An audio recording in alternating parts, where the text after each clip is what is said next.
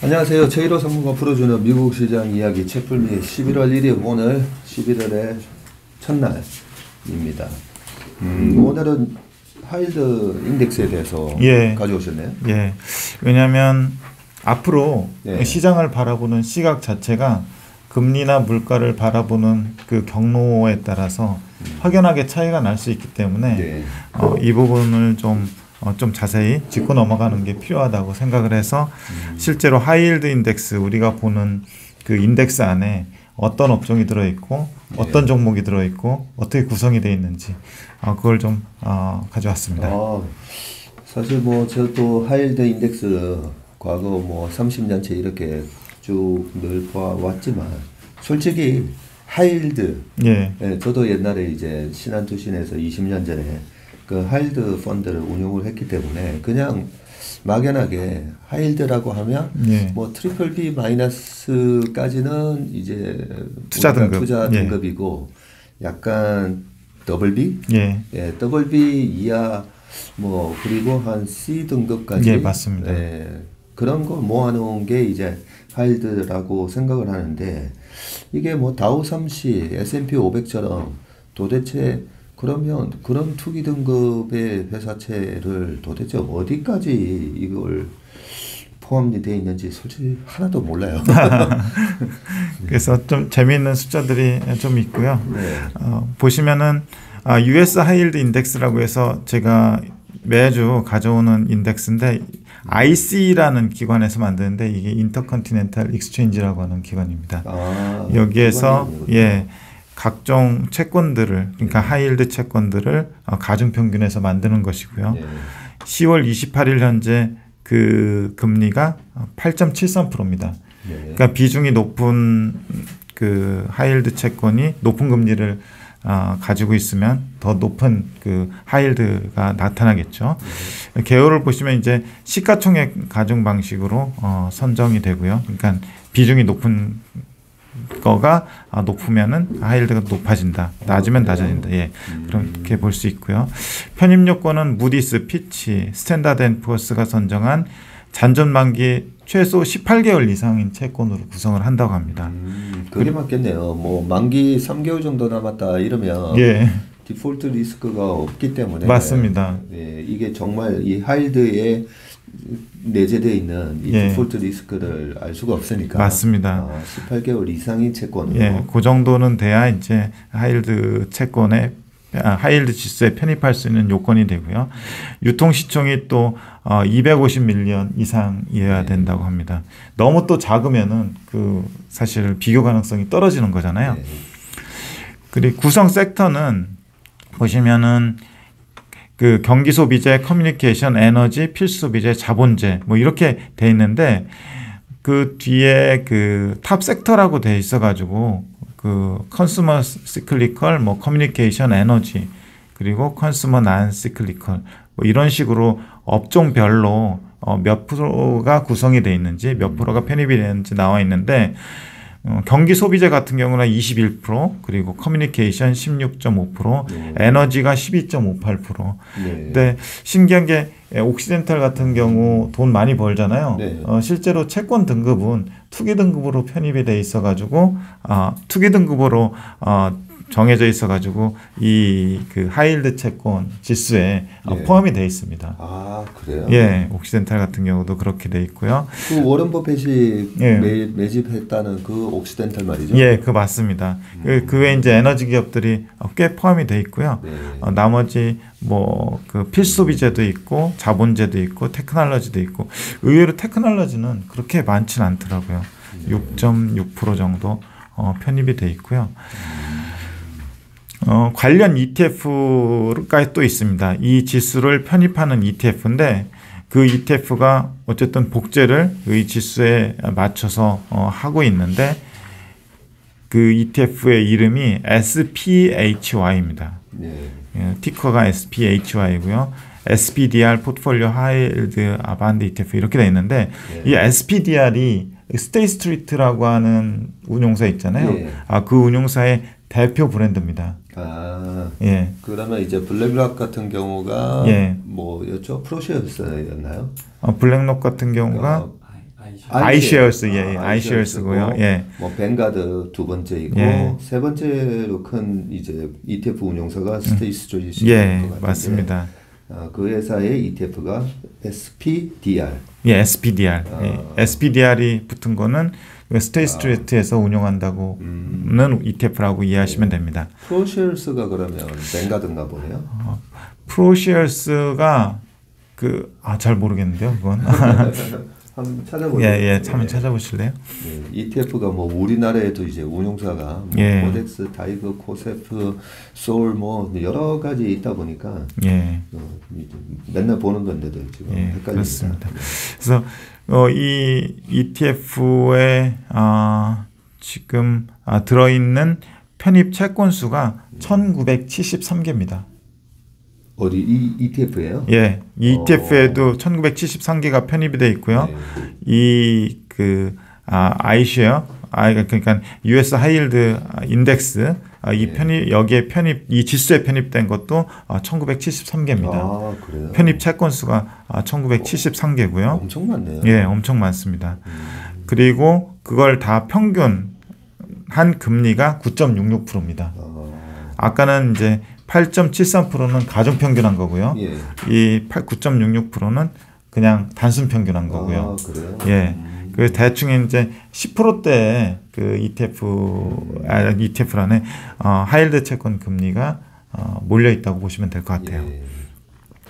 그래서 옆에 아까 상위 편입 종목 보시면은 뭐 트랜스타임도 있고 뭐 모차르트 머지 뭐 이런 것도 있고 네. 우리가 잘 아는 아메리칸 에어라인 이런 것들도 있는데 1900개 막 이렇게 돼 있다 보니까 네. 가장 큰 뭐 상위 종목의 편입 비중이라고 해봐야 뭐 0.4%, 0.3%, 뭐 0.2% 이 정도밖에 안 됩니다. 예. 아메리칸 에어라인이 B- 등급이네요. 예, 아메리칸 에어라인이 B- 등급이고요. 트랜스타임이라고 하는 회사가 한국 부품 제조 회사인데 이건 B+ 정도의 등급을 가지고 있다고 그래요. 이 회사들의 만기, 그러니까 우리가 뭐 좀 다른 얘기로 하면 듀레이션을 구해보면 이게 4.1년 정도 된다고 합니다. 네. 4.1년 정도 된다고 해서 1973개의 예. 회사채의 평균 만기가 예, 평균 만기가 4.1년 정도 된다고 하고요. 그 만기를 여기 만기 분류를 보시면은 뭐 1년 미만 뭐 이런 거는 뭐 1%밖에 안 되고 그리고 30년 이상도 좀 되긴 하는데 가장 몰려 있는 구간이 3에서 5년, 5에서 7년, 3에서 7년 요쪽에 한 50%, 60% 정도가 몰려 있습니다. 네. 몰려 있어서 가중 평균 하면은 이게 한 4.1년 정도 되고요. 그 옆에 이제 등급 분류 자료 보시면은 BB 등급이 제일 많고요. 한 50% 가량 되고요. B 등급도 38% 정도 되고 CCC, 트리플 C 등급이 한 11.87%. 그 이하 등급도 좀 있고요.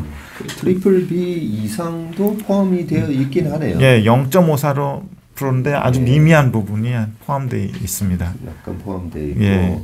아마 이 트리플 B 등급에서 이제 뭐 부정적 뭐 예. 이렇게 그죠? 긍정적, 부정적. 예. 부정적이면 이제 향후에 또 등급을 낮출 수도 있고 뭐 그런 경우에 아마 포함시킬 수도 있다는 예. 생각이 들고 더블 B가 49.68이니까 예. 여기에 이제 50% 정도 몰려 있네요. 예, 그렇습니다. 항공사 조금 전에 얘기하다 보니까 그 우리가 하이힐드 펀드 운용을 할 때 예. 그 30% 정도는 그 펀드에 그 하이힐드 등급의 채권을 반드시 채워야 되잖아요. 네, 그럴 때 그 예전에 아시아나가 트리플 B 마이너스라서 하이힐드 펀드 같은 경우에 공모주를 많이 받을 수 있다 보니까 그렇죠. 그래서 이제 하이힐드 펀드에 트리플 B 마이너스를 채워야 되다 보니까 아시아나 항공이 뭐 좀 망하겠어 이러면서 예. 실제로 트리플 B 마이너스인데 아시아나 항공의 금리가 되게 낮았었어요. 수요가 많아가지고 하이힐드 펀드에서 수요가 많아서 다른 하이힐드 트리플 B 마이너스가 뭐 예를 들어서 6%, 7%면 아시아나항공이 망하겠다면서 하이힐드 펀드에서 많이 사다 보니까 뭐 2, 3%에 거래되는 그런 걸 본 적이 있었습니다. 그렇게 5, 6년 특정 채권의 수요가 세다 보면은 그렇게 가격 차이가 많이 나겠네요. 금리 차이가 많이 나겠네요. 근데 참 이 등급도 우리가 잘 봐야 되는 게 그렇게 뭐 망하겠어 했는데 망한 거잖아요. 예, 그렇죠. 그리고 예전에 이제 카드채 사태 있었을 때 2003년, 4년 그때 제가 그 하이힐드 펀드를 운영을 하는데 채권팀에서 이 카드채를 사줄 수 있냐고 뭐 그러는 거예요. 근데 카드채 금리가 그때 2003년 1월 달에 이제 FMC에서 이제 금리를 이제 1%까지 완전히 낮췄을 텐데 그렇게 금리가 낮은 국면이었는데 2002년 하반기 2003년 넘어가면서 이 하이힐드 카드 회사채 카드채가 그 등급이 AA-나 트리플 A 되게 높았거든요. 신용 등급이. 근데 금리가 막 쫙 올라가는 거예요. 4.5, 5 뭐. 그래서 카드채 금리 좋다고 사달라는 거예요. 그때도 좀 이상하다는 생각을 했는데 결국 나중에 뭐 LG 카드 막 망하고 막. 그래서 이 우리가 진짜 리스크 있잖아요. 진짜 우리가 우려하는 리스크는 실질적으로 보면 주식은 이제 긍정론자가 많다 보니까 주식이 반응하는 것보다 위험은 이 채권 쪽에서 엄청 그 예민하게 반응을 해요. 맞습니다. 그런 의미에서 우리가 지금 하이힐드 이 부분을 공부하는 이유가 아니 뭐 미국 시장 얘기나 하지 왜 하이힐드 이 인덱스 가지고 얘기하냐 이렇게 보지 마시고요. 지금 이제 그 혹독한 경기 침체의 가능성이 이 하이힐드 인덱스가 정확하게 얘기를 해주기 때문에 이 부분은 우리가 좀 정확하게 알자는 뜻에서 우리 최상위님이 오늘 준비해 오신 것 같습니다.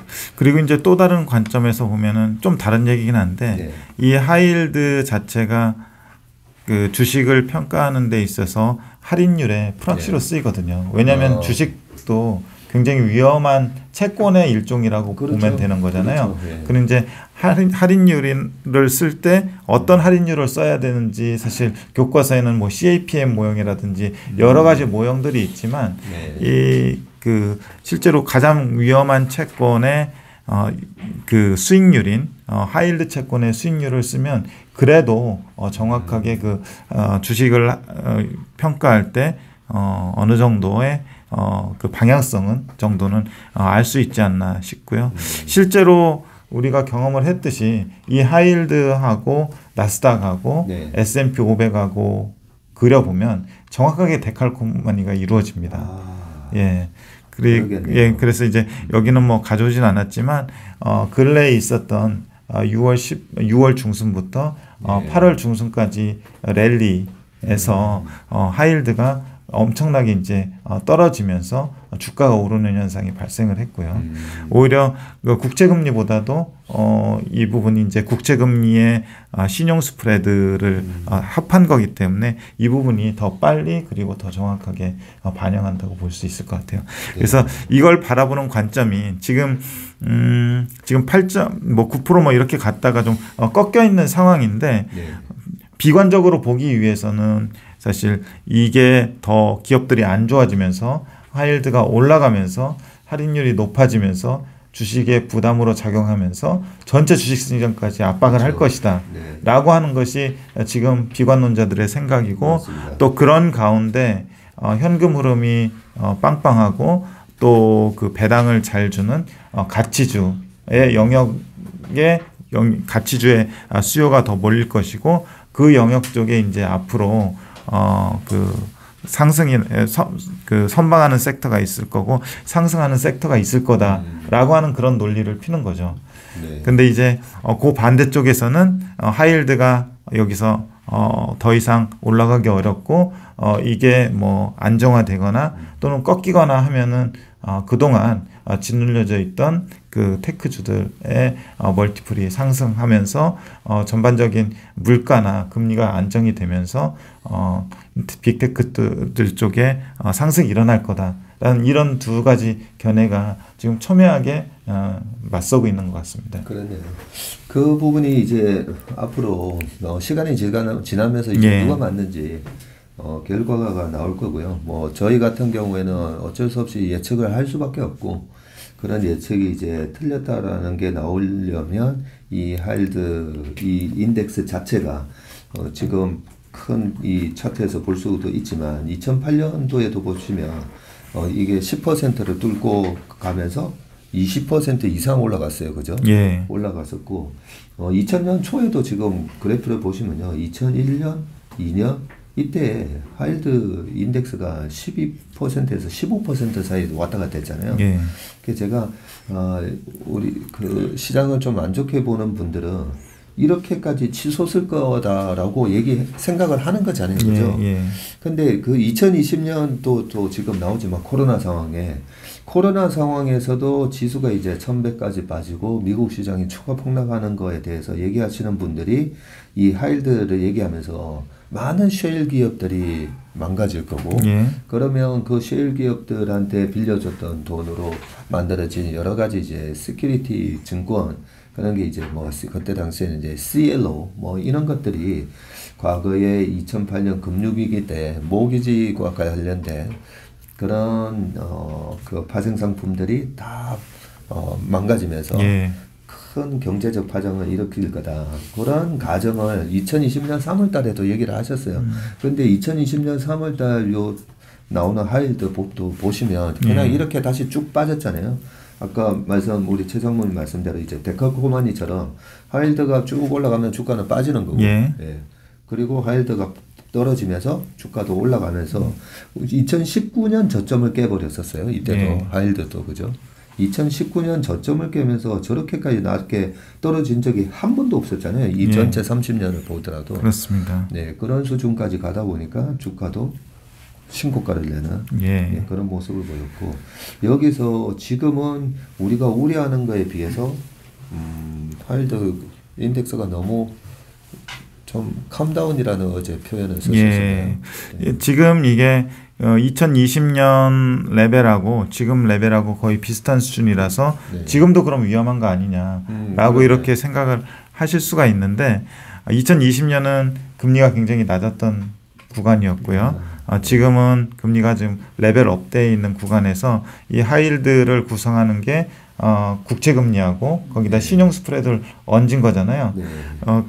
그런데 국채금리 자체가 지금 올라와 있는 상태에서 신용 스프레드가 2020년보다 낮다고 하더라도 지금 하이힐드 레벨 자체는 높아 보이는 거죠. 그래서 저희가 월요일 날마다 같이 체크하는 게 하이힐드 스프레드인데, 예, 2020년 레벨하고 지금 레벨하고 봤을 때 지금 레벨은 5% 정도밖에 안 되는데 스프레드 자체는 2020년 상황에서는 상당히 높았다라고 보시면 될 것 같고, 지금 여기 가져오신 이 조그만 차트가 이게 스프레드. 예, 스프레드 차트입니다. 2020년 3월 보면은 한 8% 9% 뭐 여기 이때까지 뛰었잖아요. 근데 지금은 5%대에서 유지가 되고 있는 그런 상황이라서 지금 레벨 자체가 높은 거를 갖다가 2020년 상황하고 비슷하게 동일선상에서 생각하면은 좀 그건 확대해서 간 거라는 거죠. 그렇네요. 그때 말씀하신 대로 국채금리가 0.5 할 때랑 지금은 국채금리 자체가 지금 4%가 넘다 보니까 하이힐드 스프레드로만 보면 4.5 정도 지금 기록을 하면서, 과거 2015년 16년 넘어갈 때도 이때도 유가가 폭락하고 약간 중국발 위기, 도이치방크가 망한다 뭐 이런 얘기 나왔을 때도 보니까 하이힐드 스프레드가 7.5%가 넘었었는데 지금은 보니까 굉장히 안정적이고, 닷컴 버블 때도 깨졌을 때 보니까 이 하이힐드 스프레드 자체가 7.5에서 10%에서 왔다 갔다 했잖아요. 맞습니다. 그래서 이제 그거를 토대로 보면은 지금 기업들의 신용 리스크는 그렇게 과도하게 뭐 걱정할 사항은 아니다. 이렇게 이거를 보면서 평가를 할 수 있고요. 말 나온 김에 지금 미국채 수익률 곡선을 가졌는데 X축이 그 만기고요. Y축이 수익률입니다. 그래서 만기 1개월짜리가 지금 3.6%의 거래가 돼 있고 예. 그리고 뭐 2개월, 3개월 이렇게 해서 1년, 뭐 10년, 30년까지 돼 있잖아요. 아시다시피 지금 국채 수익률 곡선이 인버티드 돼 역전돼 있는 그렇죠. 상태예요. 예. 그 말은 만기가 짧은 것이 만기가 긴 것보다 좀 높아 있는 상태인데 이걸 가져온 것이 아까 하이힐드 인덱스의 평균 듀레이션이 4.1이라고 했잖아요. 네. 그럼 기존에는 그냥 편의상 국제 10년물하고 비교를 했었는데 정확하게 보기 위해서 지금 국제 3년물이 4.44%고요. 국채 5년물이 4.23%예요. 그럼 이 어딘가에 이제 4년물이 있겠죠. 예. 만기 4.1에 해당하는 거는 예. 어딘가에 있겠는데 그건 이제 정확하게 표시가 안 되고 있는데 어떤 그래서 이제 하이힐드가 지금 8.73%고 미국채 뭐 편의상 5년물이 4.23%라고 하면 지금 이제 하이힐드 스프레드는 그 둘의 차이인 4.5% 정도 된다는 거죠. 그렇게 계산할 수 있는. 예, 그렇죠. 예, 그런데 이제 이걸 산정하는 기관에서는 정확하게 이제 하겠죠. 근데 이제 지금 상황에서는 국채 발행하는 물건들이 이렇게 정해져 있기 때문에 정확하게 이제 4.1년 만기 남은 거에 대해서는 좀 알기가 어렵기 때문에 대충 뭐 비슷하게 4년, 5년 뭐 대충 하면은 하이힐드 스프레드 4.54가 설명이 된다는 얘기죠. 그러고 보니까 예. 항상 이제 하이힐드 스프레드 하면 예. 국채에서 이제 회사채 수익률 이렇게 투기 등급 회사채 예, 수익률을 맞아요. 빼는 건데 예. 회사채는 우리나라에는 그 회사채의 그 만기가 이제 3년이 예, 대부분이다 맞습니다. 보니까 예. 아니 그러면 국채 수익률을 3년짜리로 해서 3년짜리를 빼는 건지 예. 아니 뭐 미국도 이 하이힐드 스프레드를 국채 수익률 10년물로 이거 4년짜리를 빼는 건지 그러면 만기가 안 맞으니까 그렇죠. 이게 비교가 사실은 비교 가능성이 떨어지죠. 스프레드가 아니잖아요. 그렇죠. 그래서 그러면 하이힐드에 포함되어 있는 채권의 만기가 도대체 얼마고 그 국채의 만기를 어떤 걸 기준으로 하는지 전혀 감이 없었는데 이렇게 설명해 주시니까 하이힐드 지금 채권에 들어가 있는 평균 듀레이션이 4.1이고 국채 수익률 4년짜리가 대충 요 4.3 정도 언저리에 있을 거니까 맞습니다. 요걸 이제 비교를 해보면 이렇게 하이힐드 스프레드가 나온다라는 얘기네요. 이 산정 기관에서는 테크니컬하게 이거를 정확하게 계산을 하겠지만 지금 저희가 이제 볼 수 있는 거는 요 정도 수준의 그 인포메이션으로 추정을 할 수 있을 것 같습니다. 뭐 이 정도 수준이라는 게 뭐 이런 거 아는 사람이 뭐 0.1% 정도 0.1%도 안 될 것 같은데 저도 뭐 30년 가까이 이 시장에 있었지만 이제 알았거든요. 오늘 하이힐드 스프레드에 대해서 제대로 알게 됐네요. 좋습니다. 어제 우리가 공부를 하면서 지금 이 항상 위험에 대해서도 늘 우리가 체크를 해야 되고 지금 많은 사람들이 이제 2008년도에도 보면 이 하이힐드 스프레드가 10% 넘었다가 약간 꺾이는 듯 했다가 기업들이 그때 금융기관이 이제 와장창 이제 많이 망가지면서 그러면서 이제 하이힐드 스프레드가 20% 이상 올랐었고요. 그리고 2001년, 2년 이때는 제가 여러 번 말씀드리지만 미국에는 엔론, 월드콤 그 큰 회사부터 작은 회사도 많이 망했었어요. 우리나라에는 뭐 새로운 기술은 솔본 이런 식으로 살아남기는 했지만 그 주변에 아류작 기업들 엄청 많이 없어졌거든요. 그러면서 이제 하이힐드 스프레드가 저렇게 올라갔었는데 지금은 상당히 이제 아직까지는 그런 조짐은 안 보인다. 그런 부분을 확인해 주시고 이게 우리가 조각조각 이렇게 해서 큰 통찰력을 한번 발휘해 봐야 되는데 그걸 이제 뭐 조금 교과서적으로 얘기하면 그걸 모자이크 맞습니다. 하나하나 다 이렇게 뜯어 맞추다 보면 그러면 지금 2008년이나 2001년과 같은 상황이 될 상황일 수가 있을까라고 보면 아까 우리 남궁재원 주임이 그랬던가요? 뭐 저축률 그다음에 유동성 그래서 물가가 잘 떨어지지 않을 거다라는 이유 중에 그렇죠? 우리 남주임이 아까 그 얘기했었죠.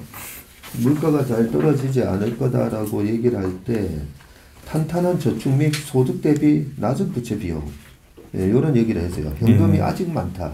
그러면서 닉 티미라우스 그 기사에서 캐시 리치 컨슈머라는 이 표현을 썼어요. 여전히 캐시가 많다라는 이런 표현을 썼기 때문에 특정 기업들이 와장창 많이 망하는 그런 상황이 내년 상반기에 정말 일어나는지 한번 우리가 한번 지켜볼 필요가 있는 것 같습니다. 네, 알겠습니다. 오늘 하일드 스프레드에 대해서 아주 꼼꼼하게 조사를 해주셨습니다. 제이로 상무님 수고 많으셨고요. 네, 시청해주신 여러분 감사합니다. 감사합니다.